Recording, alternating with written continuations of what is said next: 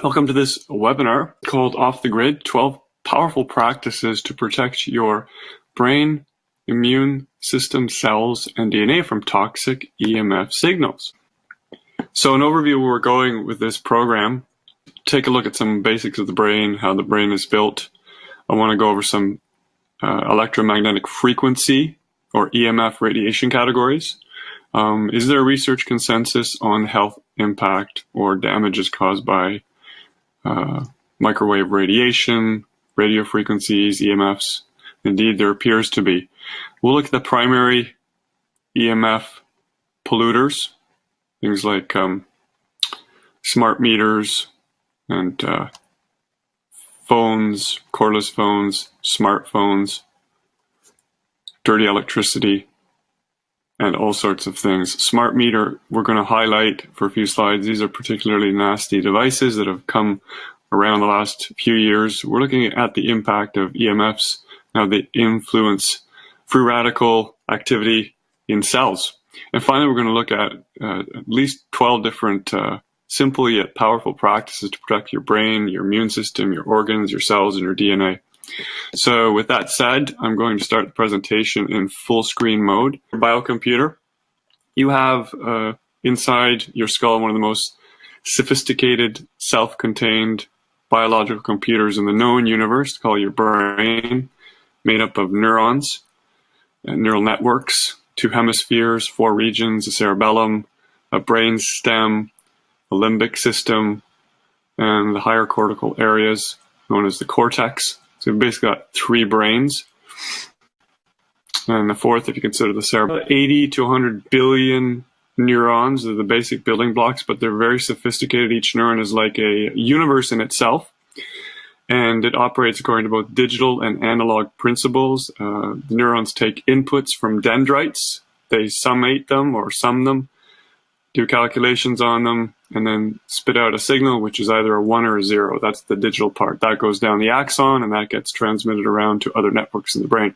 Now, what's important for tonight's seminar is that our brain operates according to both electrical and magnetic principles. And it turns out that the brain actually mirrors principles seen in modern electrical networks and circuitry. If you look at networks, they have resistors and capacitors and inductors and things for storing charge and so forth. So you can do calculations with electronic circuits, you can send signals around, but it's also magnetic. So what that means is if you take a current carrying conductor, you'll measure a magnetic field around the conductor, okay, the wire. Likewise, if you just have a wire sitting there and you apply a magnetic field to it, you'll see current going down the wire. Okay, so you'll actually induce a current.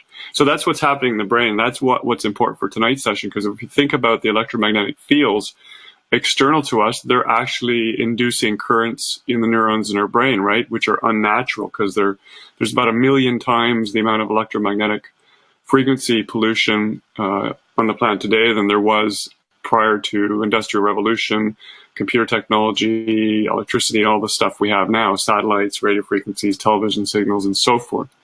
Something called the blood-brain barrier is kind of protective wall between the rest of the body and the brain, so that toxic chemicals and toxic substances don't get in the brain. This is a very sensitive device, obviously, so it's considered like the holy grail of brain protection. But as we'll see, it's actually possible to exacerbate or damage the blood-brain barrier, and then you end up with all sorts of problems like inflammation, which leads to neurodegenerative disorders. Now, there's something called your heart brain, which is a little brain in your heart. It's got about 40 or 50,000 neurons.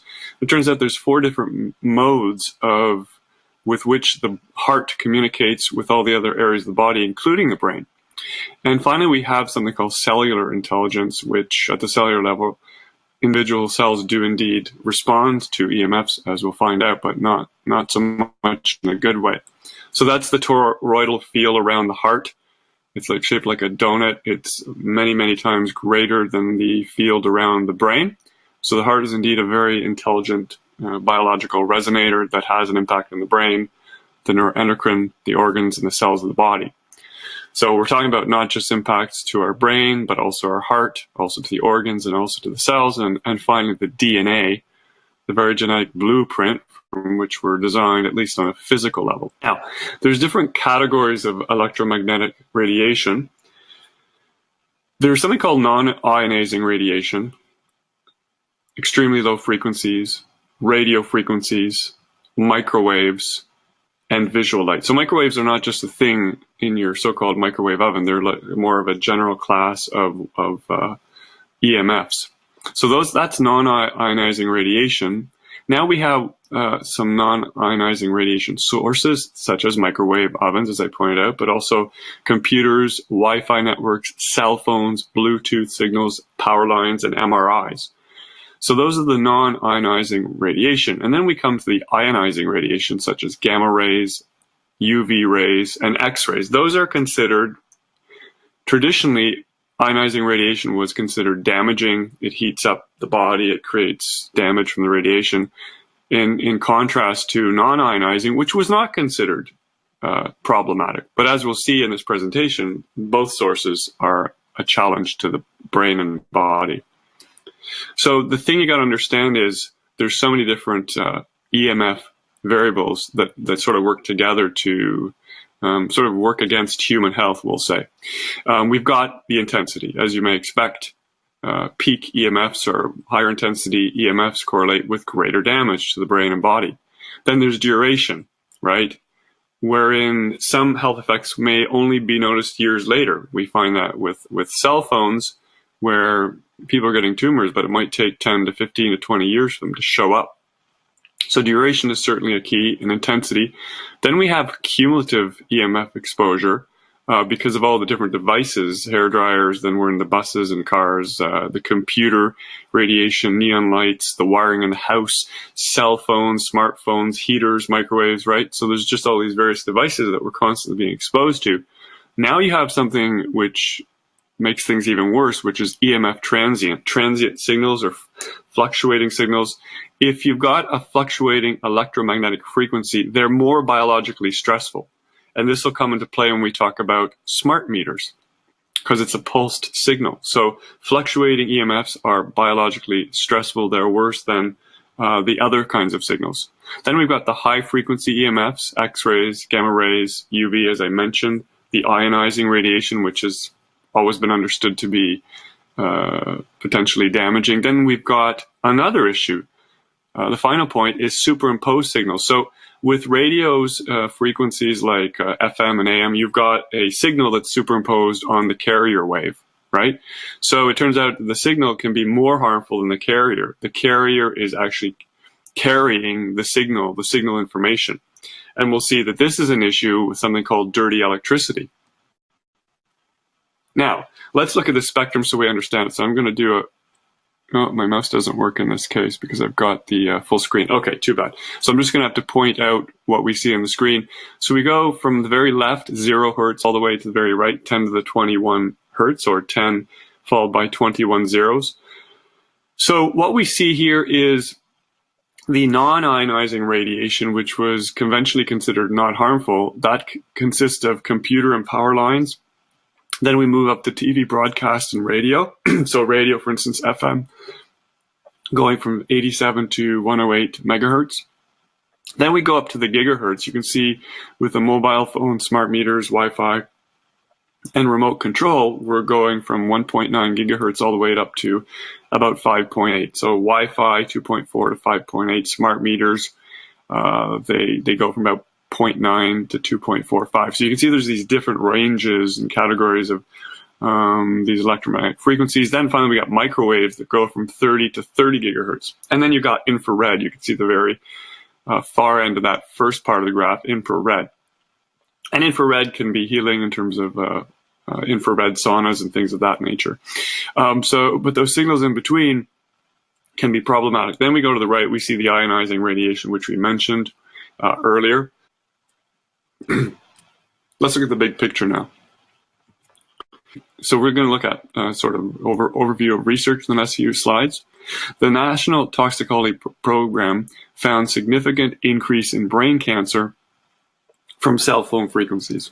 Significant increase in brain cancer. Now, cell phone manufacturers will try and tell you their phones are safer and it's not an issue, but of course, there's a The Bioinitiative Report, 2012, which featured 2,000 papers, concluded that wireless technologies jeopardize human health and recommended stricter standards and lower exposure limits. That's the Bioinitiative Report. Then we had, in 2015, international scientists got together. This was some 220 peer-reviewed papers from 41 different countries, and collectively they offered warnings about cell phones, the infrastructure grid, Wi-Fi routers, and smart meter grid technologies. Now we got them plastered all over the place in Canada, and there's issues, as we'll see. Health Organization classified that wireless radiation was a 2B carcinogen, meaning potentially carcinogenic, based on studies that they looked at that linked cell radiation to brain tumors. At some key EMF radiation culprits, we're going to look at something called dirty electricity. We're going to look at smartphones and cordless phones. We're going to look at Wi-Fi routers, laptop radiation, and we're finally going to look at smart meters. And towards the last third of the presentation, we'll go over some quick tips, at least 12 different practices to help you shield and protect and detoxify yourself from these different forms of radiation. So what is dirty electricity? If you haven't heard about it, it's like this extra electromagnetic smog that's sort of carried on your electricity running through the 60 hertz lines in your house. So it's this extra thing that's superimposed. Remember we talked about superimposed signals being more harmful. So you've got what's called dirty power, because it's all this extra electromagnetic garbage that gets tacked on to the electricity in the wiring all throughout your home.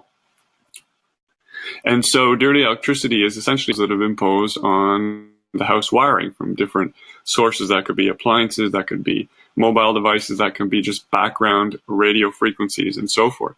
Now, the environmental impact is that dirty electricity will negatively impact the health of pretty much any living thing, children, adults, animals, plants. There is a solution, however, which we'll talk about later, and that's filtering. You can use something called Graham-Stetzer or Stetzerizer filters, which can significantly reduce this electrostatic noise on the wiring in your house. Now, let's go to cell phones. Are they safe? Well, obviously, you've probably heard lots about cell phones by now. Essentially, there's a few issues that it's coming out of the research with cell phones in terms of the physical impact. First of all, they're known to cause gliomas in the brain or schwannomas in the ear. So these are types of tumors, gliomas in the brain or schwannomas of the ear. Now, why the ear? Well, where's the cell phone, right? Most of the time, people are using the cell phone next to one side of their head. And you find the tumor often resembles the shape of the cell phone. Now, EMFs from cell phones may also affect brain in terms of changes in brain glucose metabolism after the cell is used. So brain glucose, that tells you how much activity there is in the body, how much glucose being used up in the brain or metabolized, tells you which parts of the brain are kind of active. And so what happens is when you've got the cell phone radiation next to your head, it's changing that glucose metabolism, which is a function or a reflection of brain activity. So it's changing your brain activity, essentially. So EMF cell radiation may also cause dementia. And this is a big problem because we see dementia increasing in North America in both women and men. The ratios are slightly different in women and men, but you get things like memory loss, learning disabilities, and holes in the blood-brain barrier. Remember we said that protective coating that's supposed to protect your brain? Well, that can be damaged by EMFs from cell phones and damage DNA. Big issue if we start damaging our DNA. Obviously, it's got aging implications here. And finally, the electromagnetic frequencies from your cell phone can reduce your antioxidant defenses. And they've done studies and they've showed that actually lowers the saliva antioxidant levels following 1 hour of cell use. And if you look at how digestion works, digestion actually starts in your mouth with saliva. So then if you're lowering antioxidants, then you're going to impact digestion because that's the very beginning of the chain. Now, here's an interesting slide, because what they've actually found is how EMFs impact the cells is they don't directly damage the cell, but they do derange the cellular metabolism, because they impact the calcium, and the calcium is very important in this whole chain reaction in the cell itself. So what happens is that free radicals are produced by the change in the metabolism, and then that causes damage. So that's the chain reaction that happens from the EMF bombarding the cells. This is a problem at the cellular level. EMF activation increases free radical production. We know that free radicals in the brain and body are a problem. That's why people are known to take high antioxidant foods, something else we'll be talking about. Now, this was a very interesting study that was done. There's a sham cell, and then you see a couple of other cells in the upper right and lower. This is the absorption rate. SAR means signal absorption rate. And what you see here is this, the scientists did a study comparing if you expose, the cell is exposed to 24 hours of continuous radiation from the cell phone, 24 hours below, versus upper right, cell is exposed to 1,600 chest x-rays. Now imagine if you got 1,600 chest x-rays, chances are you ain't going to be too healthy after that, because they obviously try to limit the number of x-rays you have in a given time frame. So the 1,600 x-rays, that's equivalent to 24 hours of continuous cell phone radiation based on this study. Very, very profound result here. Really compelling, I would suggest. Now, microwave cell phone affects absorption in the brain according to age. So we've got here a 5-year-old, a 10-year-old, an adult. And what happens is younger children have thinner skulls. So what happens is more of the radiation is absorbed into the brain. You see with the adult, the sort of right side of the brain is being impacted. The red is the hot areas. In the 5-year-old, though, however, it's like 3/4 of the brain is absorbing this energy from the cell phone. So this is a big issue. It's a lecture from Dr. Davis. I'm just going to show you about the first 3 minutes of that, so enjoy.